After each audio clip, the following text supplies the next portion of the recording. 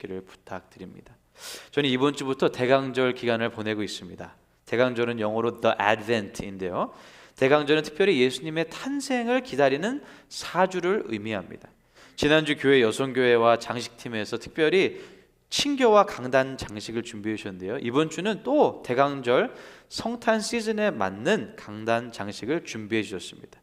우리 한번 큰 격려로 격려의 박수를 보내주시기 부탁드립니다. 여기 앞에 보시면 총 4개의 초가 있습니다. 근데 이 4개의 초는 각각 의미가 있습니다.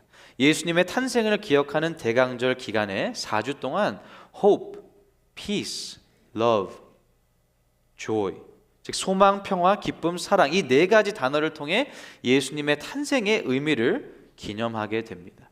앞으로 저희는 성탄절까지 이 4개의 주제를 가지고 매주 말씀 앞에 서겠습니다. 오늘은 첫 번째 주제로 소망에 대해서 말씀을 나누겠습니다.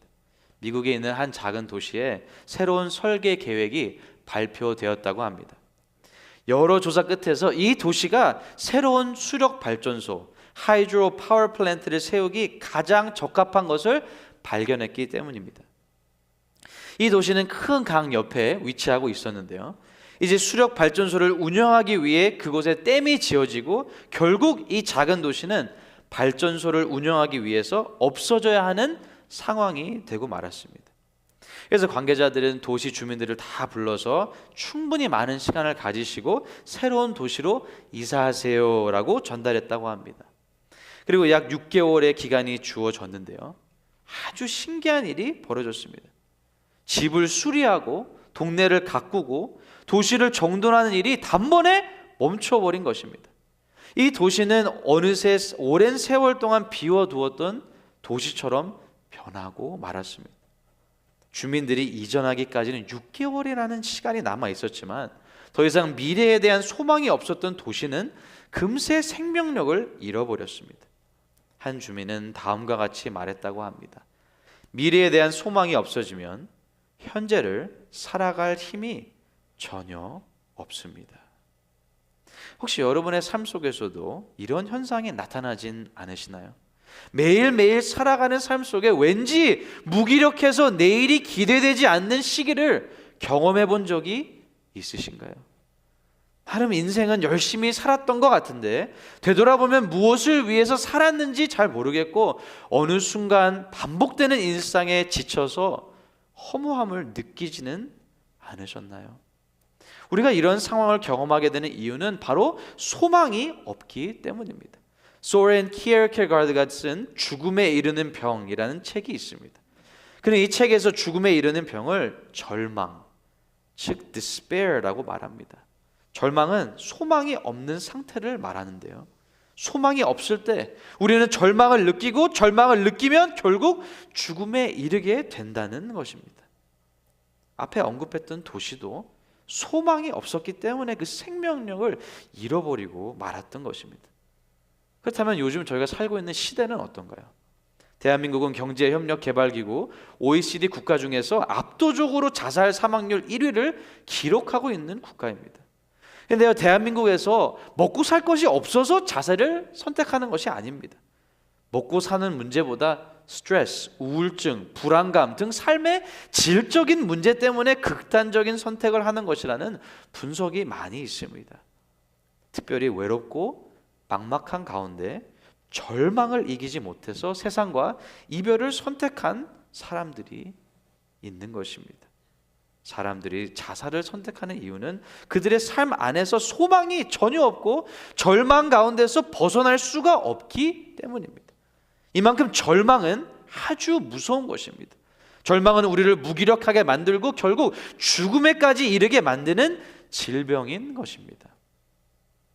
근데 바로 오늘 본문에 보시면 상황적으로 봤을 때는 누구보다도 절망 가운데 있어야 하는 한 사람이 나옵니다.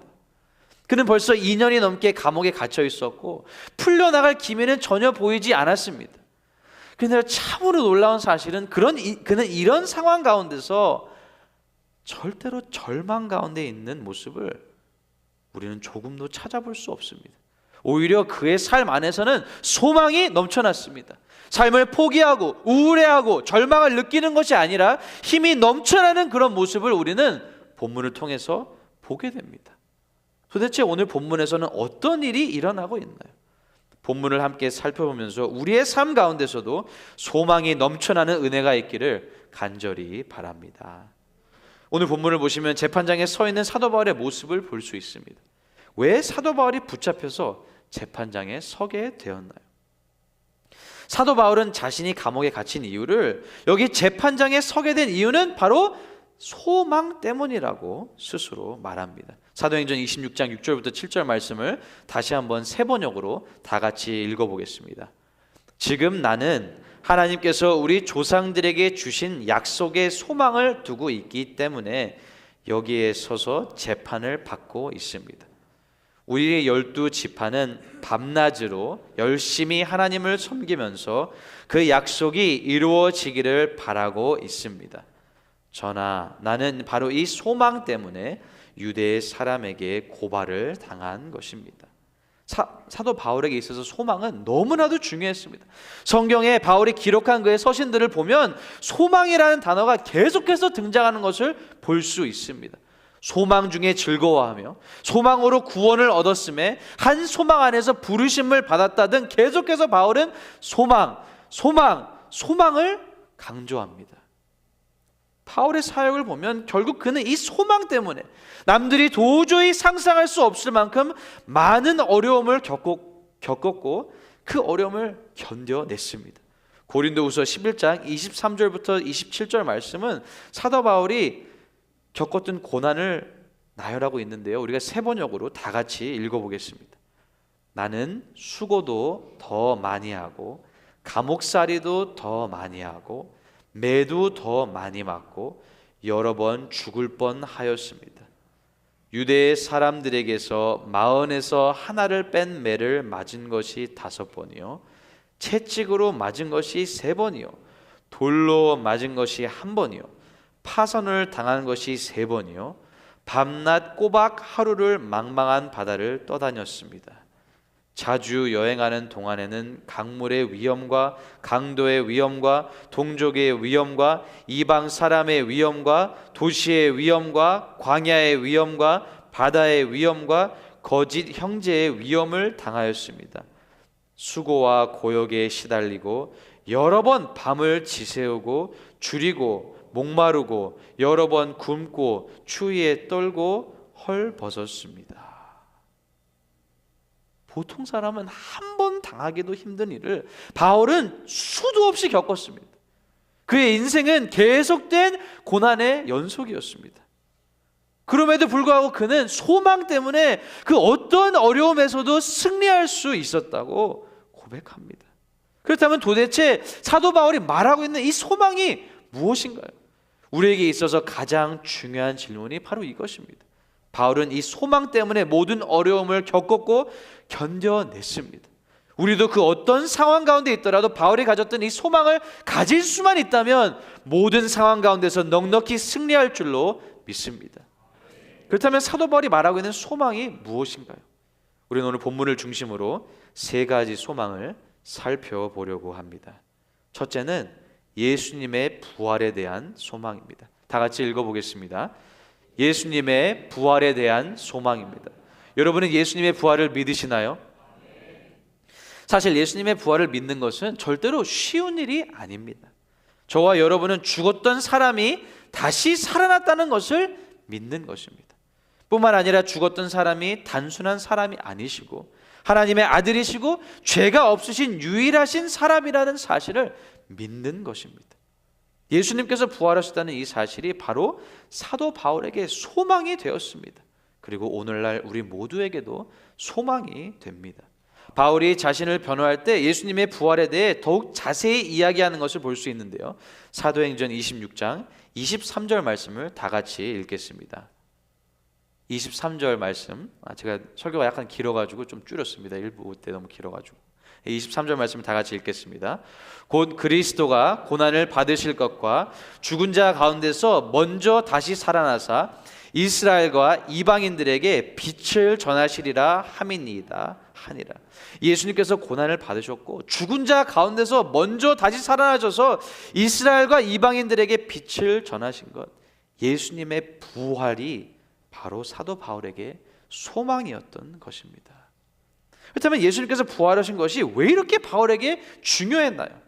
이 질문에 대한 답을 보기 위해서 우리는 고린도전서 15장을 봐야 합니다. 고린도전서 15장 16절부터 17절 말씀을 다 같이 읽겠습니다. 만일 죽은 자가 다시 살아나는 일이 없으면 그리스도도 다시 살아나신 일이 없었을 터이요. 그리스도께서 다시 살아나신 일이 없으면 너의 믿음도 헛되고 너희가 여전히 죄 가운데 있을 것이요. 왜 이렇게 죽은 자가 다시 살아나는 일, 즉 부활이 중요한가요? 예수님이 죽은 상태로 남아 있었다면 기독교 전체는 무너질 것입니다. 왜냐하면 부활 자체가 믿는 자들이 하나님께 죄의 용서를 받았다는 증거가 되기 때문입니다. 하나님의 다른 모든 약속들은 예수님이 아직도 살아 계신다는 부활의 사실 위에 기초하고 있습니다. 그래서 사도 바울은 우리가 바라는 것이 다만 이 세상의 삶뿐이면 모든 사람 가운데 우리가 더욱 불쌍한 자니라라고 말하고 있는 것입니다. 그러나 우리는 더욱 불쌍한 사람들이 아닙니다. 왜냐하면 예수님께서 부활하셨기 때문입니다. 예수님께서는 죄와 사망을 이기시고 다시 살아나셨습니다. 인간이 스스로 극복할 수 없는 죄의 문제를, 죽음의 문제를 예수님께서는 해결해 주신 것입니다. 이것이 얼마나 큰 소망인지 모릅니다. 예수님께서는 죄의 사슬, 죽음의 사슬로부터 우리를 구원해 주셨습니다. 우리가 예수님을 믿으면 이제 더 이상 죄의 노예로 살아갈 필요가 없습니다. 죽음을 두려워할 필요가 없습니다. 우울증의 노예로 살아갈 필요가 없습니다. 절망의 노예로 살아갈 필요가 없습니다. 부활하신 예수님께서는 죽음을 이기셨고 우리의 삶 가운데서도 그 어떤 문제도 이길 수 있도록 지금도 우리를 도와주시기 때문입니다. 제가 한국에서 대전에 있는 침례 신학대학원을 다녔는데요, 제가 입학을 하고 첫 학기에 있었던 일입니다. 근데 어느 교회 목사님께서 대학원 채플 시간에 말씀을 전하러 오셨습니다. 오늘 설교를 준비하면서 그 목사님의 설교와 목회가 많이 생각났습니다. 그 목사님은 자신의 교회에서 오직 예수님의 부활만 강조한다고 말씀하셨습니다. 모든 성도들에게 예수님의 부활을 믿습니까? 라고 묻는다고 말씀하셨습니다. 근데 이 목사님은 아주 말씀이 빠르셨습니다. 그래서 예수님이란 단어가 안 들렸습니다. 그래서 물으시면 예수님의 부활을 믿습니까가 아니라 부활을 믿습니까? 부활을 믿습니까? 부활을 믿습니까? 이렇게 계속해서 말씀하셨다고 이렇게 설교를 하셨습니다. 이 목사님의 논리는 초대교회 당시에는 신학교가 없었고 오늘날처럼 교회의 새신자 프로그램이나 성경 공부나 전도부나 지역사회부나 선교부나 이런 체계가 없었다고 말씀하셨습니다. 초대교회 당시에는 성도들이 오직 하나, 예수님의 부활을 전하는 사람들이었다고 강조하셨고 그 목사님도 자신의 교회는 오로지 예수님의 부활만 전하고 믿는 교회가 되기 위해 힘쓰고 있다고 말씀하셨습니다. 저는 그 당시 신학대학원 1학년으로서 이런 질문과 목회 방식이 잘 이해되지 않았습니다. 만약에 누군가 저희 교회를 방문하시면 안녕하세요, 저희 교회 방문해 주셔서 감사드립니다, 새가족부의 안내를 받으셔서 함께 친교를 꼭 해주시고 돌아가시기 바랍니다, 이렇게 말하는 것이 아니라 누군가 방문하시면 예수님의 부활을 믿습니까? 부활을 믿습니까? 라고 바로 말하는 그 문화는 참으로 신기했습니다. 근데 오늘 말씀을 준비하면서 이 목사님의 목회가 조금이나마 이해가 됐습니다. 왜냐하면 예수님의 부활 소망이 증거되지 않는 교회도 문제가 있기 때문입니다. 교회는 예수님께서 십자가에서 우리의 죄를 대신해서 죽으시고 3일 만에 부활하셨다는 이 진리 위에 서 있기 때문입니다. 예수님의 부활 소망을 믿는 사람과 믿지 않는 사람은 반드시 그의 삶에서 차이가 날 수밖에 없습니다. 이러한 의미에서 예수님의 부활을 강력하게 전하는 이 목사님의 목회 방식 속에서 열정이 느껴졌습니다. 물론 그렇다고 우리 교회 모든 부서를 다 없애고 예수님의 부활을 믿습니까? 라고만 말하자는 그런 이야기는 아닙니다.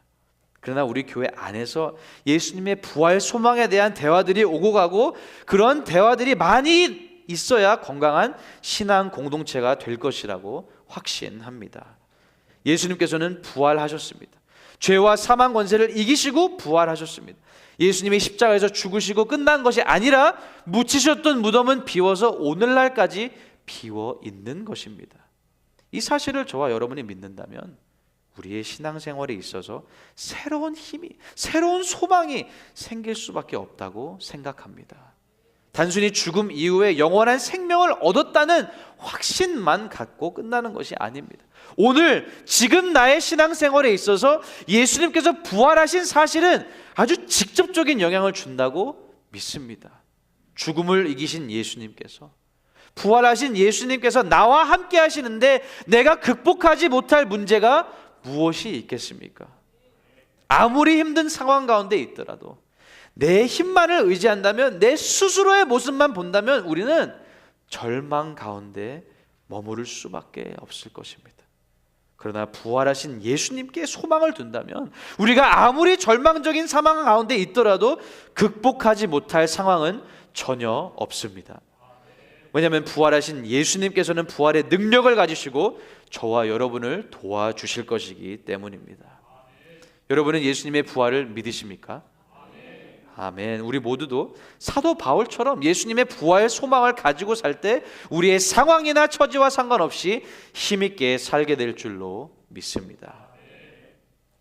둘째는 예수님을 인격적으로 체험한 소망입니다.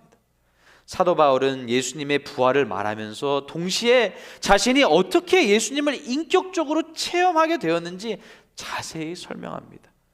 사도행전에서는 사도 바울의 체험이 총 3번 나오는데요, 그만큼 사도 바울에게 있어서 예수님을 인격적으로 체험한 소망은 중요했던 것입니다. 왜 그런지 아시나요? 왜냐하면 예수님을 인격적으로 체험한 소망만이 인생을 완전히 송두리째 바꿔놓기 때문입니다. 사도행전 26장 12절부터 15절 말씀을 다 같이 읽겠습니다. 그 일로 대제사장들의 권한과 위임을 받고 다메섹으로 갔나이다.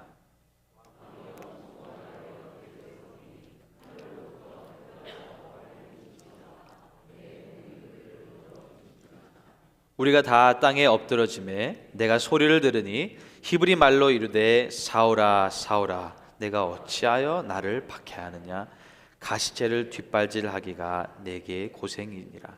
내가 대답하되 주님 누구시니까? 주께서 이르시되 나는 내가 박해하는 예수라. 바울은 다메섹으로 가는 길에서 부활하신 예수님을 인격적으로 만나면서 체험하게 되었습니다. 그리고 예수님을 만나는 순간 자신의 삶이 완전히 변화되는 경험을 했습니다.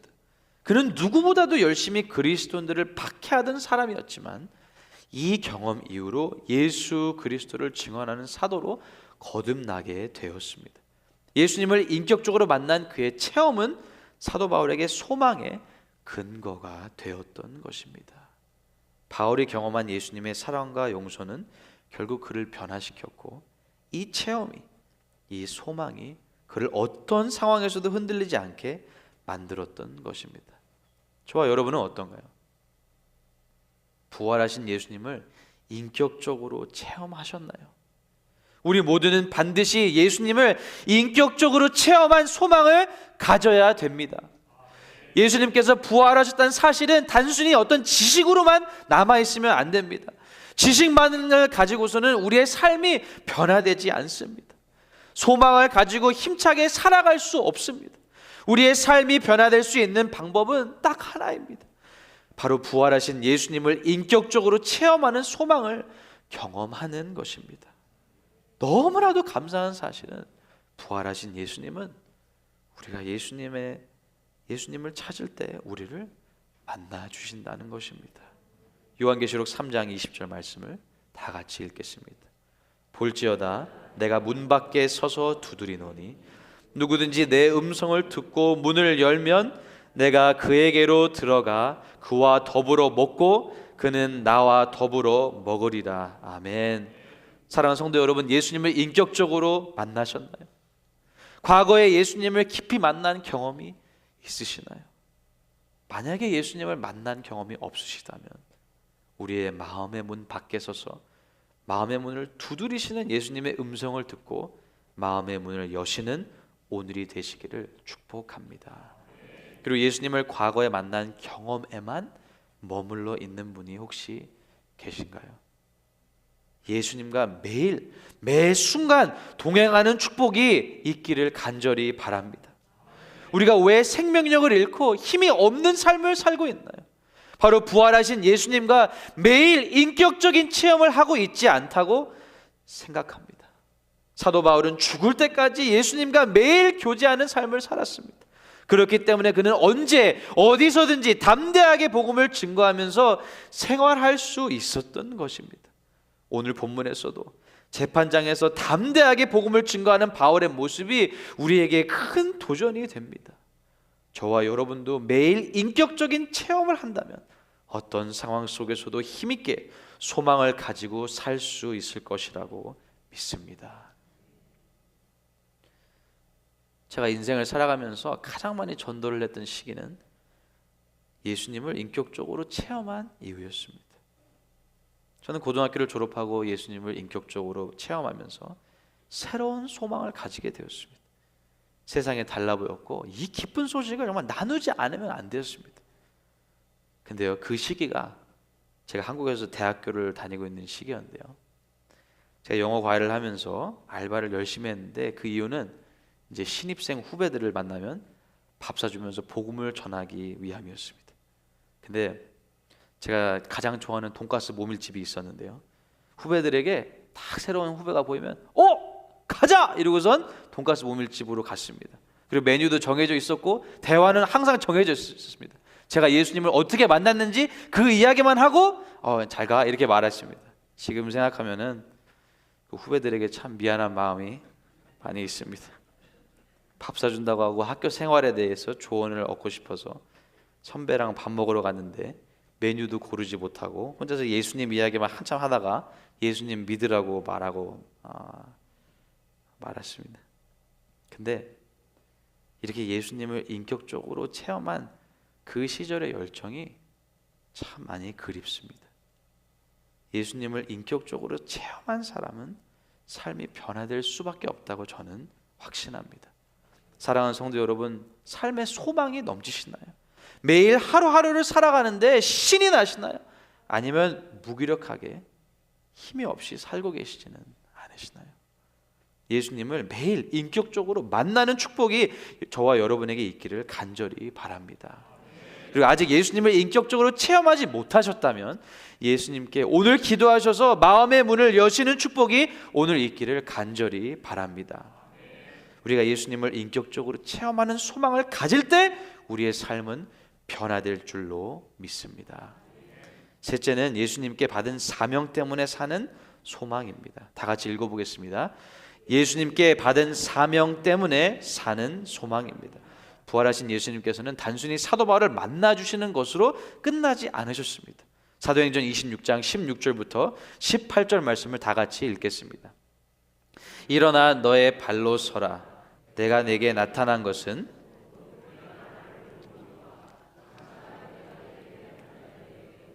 종과 증인을 삼으려 함이니 이스라엘과 이방인들에게서 내가 너를 구원하여 그들에게 보내어 그 눈을 뜨게 하여 어둠에서 빛으로 사탄의 권세에서 하나님께로 돌아오게 하고 죄사함과 나를 믿어 거룩하게 된 무리 가운데서 기업을 얻게 하리라 하더이다. 아멘.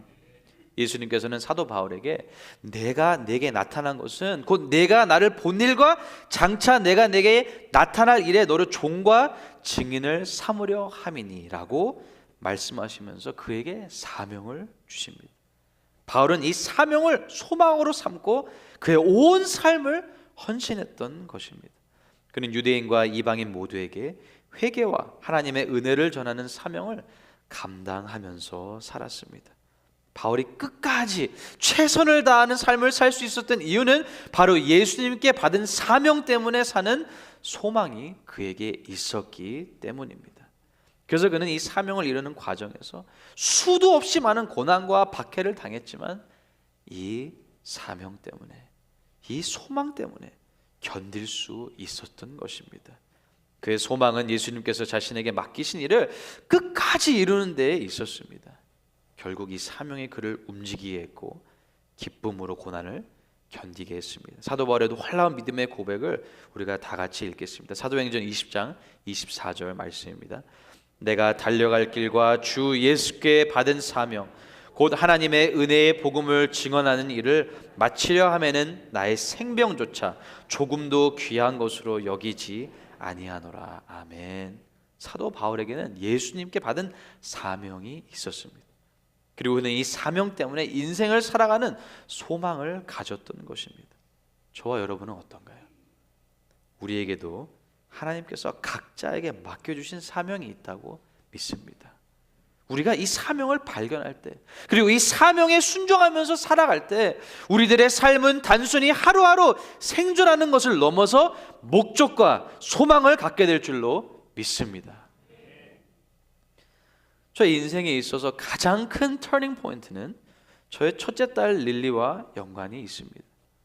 예전에도 말씀드렸지만 저의 첫째 딸은 3가지 심각한 심장 기형을 가지고 태어나서 심장 개복 수술을 여러 차례 해야만 했고 한 번도 병원을 나오지 못했고 결국 45일 만에 하나님의 품으로 가는 아픔을 저희 부부가 겪어야만 했습니다.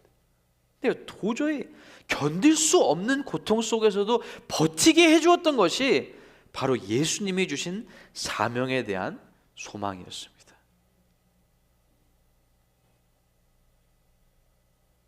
릴리를 위한 천국 환송 예배 때 저와 아내가 함께 읽었던 편지를 읽어드리기 원합니다. 사랑하는 우리 아가 릴리야, 우리 예쁜 릴리, 어쩜 그렇게 눈도 예쁘고 입도 예쁘고 목소리도 예쁜지. 이렇게 예쁜 릴리가 엄마 아빠에게 와줘서 엄마 아빠는 너무 행복했어. 그리고 또 많이 미안했어. 우리 릴리 그동안 많이 아프고 힘들었지. 엄마 아빠가 릴리를 매일 밤마다 혼자 병원에 두고 와서 미안해. 우리 릴리가 태어나서 1달 반 동안 한 번도 엄마 아빠 품에서 편히 쉬지도 못하고 매일매일 아프기만 하다가 가게 돼서 엄마 아빠가 너무 미안해. 이제는 우리 릴리 하나님 품에서 맛있는 우유도 많이 먹고 편히 쉬고 있어. 이제 우리 릴리 더 이상 아프지 않아서 다행이야. 근데도 엄마 아빠는 우리 릴리가 너무 보고 싶어. 우리 릴리 안아주고 뽀뽀해주고 싶어. 아직 엄마 아빠가 이 땅에서 하나님께서 맡겨주신 사명이 남아있어서 우리 릴리한테 가려면 조금 더 걸릴 것 같아. 우리 릴리 예수님이랑 같이 행복하게 지내고 있어. 엄마 아빠 열심히 이 땅에서 맡겨주신 사명 감당해서 천국에서 자랑스러운 엄마 아빠로 릴리 만나러 갈게. 그때 엄마 아빠한테 나의 엄마 아빠가 되어줘서 고마웠다고, 엄마 아빠가 나 많이 사랑하는 거 나도 많이 느꼈다고, 나 천국에서 예수님이랑 행복하게 지내고 있었다고 얘기해줘. 우리 딸 엄마 아빠가 정말 많이 사랑해. 곧 천국에서 만나자. 제가 45일 동안 병원에서 매일 정말 출퇴근을 하면서 한 번도 교회 사역을 빠지지 않았습니다.